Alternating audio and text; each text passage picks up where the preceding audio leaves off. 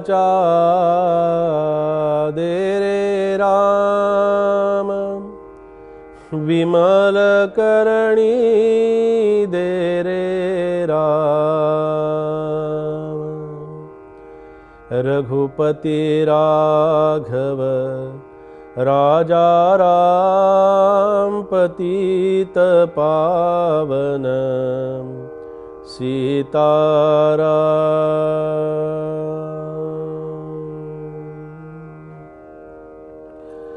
श्री राम समर्थ श्री राम। जेथे परीक्षवंत ठकले, ना तरी डोळसची अंध झाले, पाहत सताची चुकले, निज वस्तूसी श्रीराम।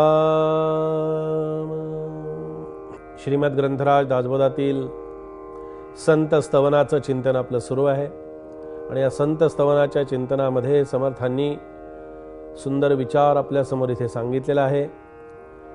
जसं आपण पाहिलं की देहाची आणि मनाची विश्रांती, आपल्याला देहाची विश्रांती आपण घेतच असतो, ती टाळता येत नाही, पण मनाच्या विश्रांतीचा विचार आम्ही कधी करू शकत नाही आणि तो करणं हे अत्यंत गरजेचं असतं। संत विचारांच्या मध्येच मनाची विश्रांती आहे, संत सहवासामध्येच मनाच्या विश्रांतीची गरज आहे आणि संत हे आम्हाला खऱ्या अर्थानं विश्रांतीची विश्रांती, संत तृप्तीची निजतृप्ती पुढे येणार आहे, पुढे तो विचार आहे, पण संत हा सत्याचा जय आहे। संत ही खऱ्या अर्थानं आमच्यामध्ये असणारी एक अदृश्य रूपानं असणारी आत्मशक्ती आहे आणि एक सुंदर अशा प्रकारचं भांड, पवित्र अशा प्रकारचं पात्र जे ईश्वराने दिलं, ते संतांचे विचार आत्मसात करण्यासाठी जी साधनं दिलेली आहेत तीच आम्हाला इथे पाहायला मिळतात। संत हे उत्तम विचारांचं नुसतं देणं नाही, तर संत हे उत्तम विचारांचं भांडार आहे, कारण जे भांडार कधीही कमी होत नाही, जे भांडार कधीही संपत नाही, ज्या भांडाराचा आम्हाला कधी अंदाजही लागत नाही, अशा संत विचारांच्या भांडारामध्ये संतांच्या विचारांची ठेव सतत आम्हाला पाहायला मिळते। पहा, या संतांच्या विचारासाठी सुद्धा आम्हाला आतमध्ये संतांच्या बद्दल आतमध्ये प्रेम असण्याची आवश्यकता आहे बरं का।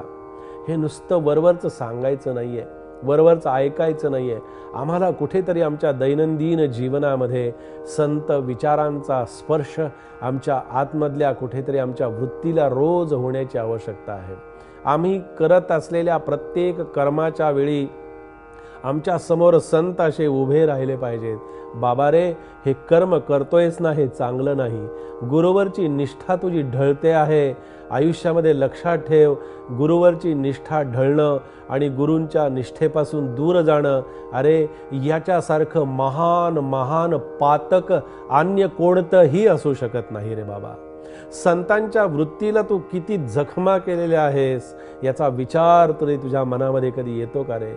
मनामध्ये हा जर विचार आला ना, तर तू असं कधीही संतांच्या बद्दल कधी करणार नाहीस, कारण तू संतांच्या बद्दल किती बोललास तरी संतांच्यावरती त्याचा काहीही परिणाम होत नाही। त्याचं कारण असं, तू क्षुल्लक पाखोरू आहेस रे बाबा, तुझ्यावरती काय संत लक्ष देतील आणि तुझ्याकडे कशासाठी पाहतील?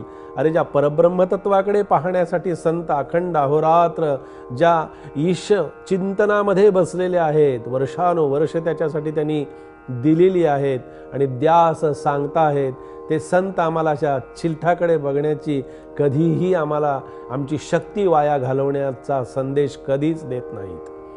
म्हणून संत विचारांच्या मध्ये आपण नेहमी राहावं, कारण ज्यांच्यामध्ये केवढी ताकद आहे पहा ना, की धर्माला धर्मक्षेत्र बनवणं, विचारांना विचार बनवणं, विचारातून विचार बनवणं हे किती महत्त्वाचं आहे पहा।